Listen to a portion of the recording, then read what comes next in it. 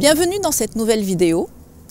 Nous avons vu que quand l'enfant s'éloigne de sa base de sécurité, son ciné augmente et donc son stress augmente.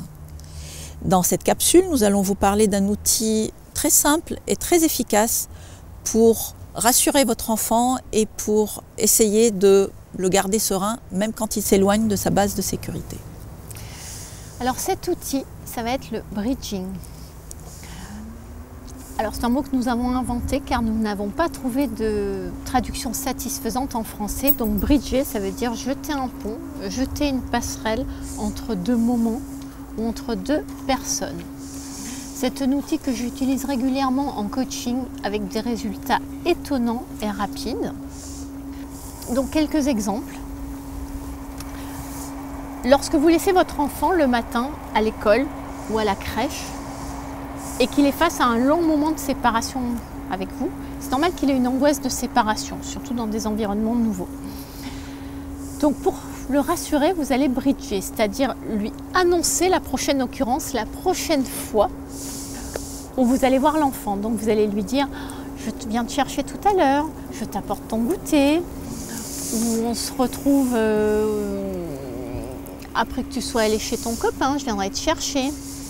Ça va lui permettre de se sentir rassuré et de savoir qu'après cette longue période de séparation, il va retrouver papa ou maman. C'est un petit peu comme s'il était dans un tunnel. En permanence, il voit la lumière au bout du tunnel. Le bridging, ça sert à ça.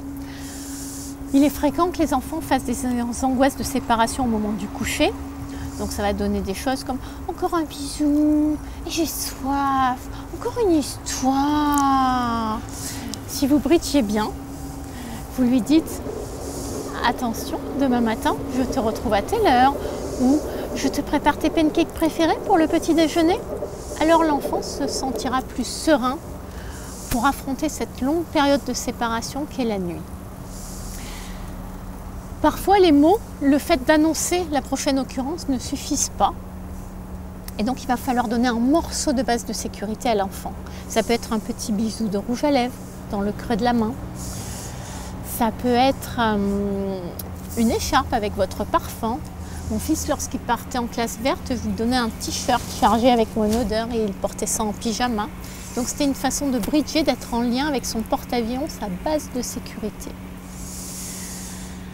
Le doudou est typiquement un pont avec quelque chose qui rassure olfactivement l'enfant.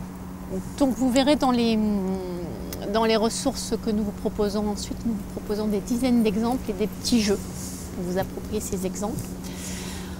On peut également bridger des personnes. Imaginons votre ado qui est en confrontation, qui a une relation un petit peu difficile avec un de ses enseignants.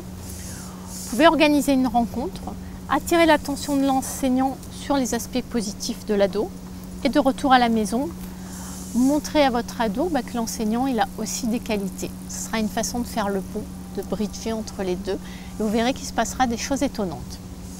Donc le bridging avec un petit peu de créativité, vous verrez, c'est pas très compliqué. Et oui, et n'oubliez pas, chaque enfant est différent. Donc à nous d'être créatifs et de trouver la petite chose qui peut l'aider à bridger et à passer le cap et ne pas tomber dans le ciné.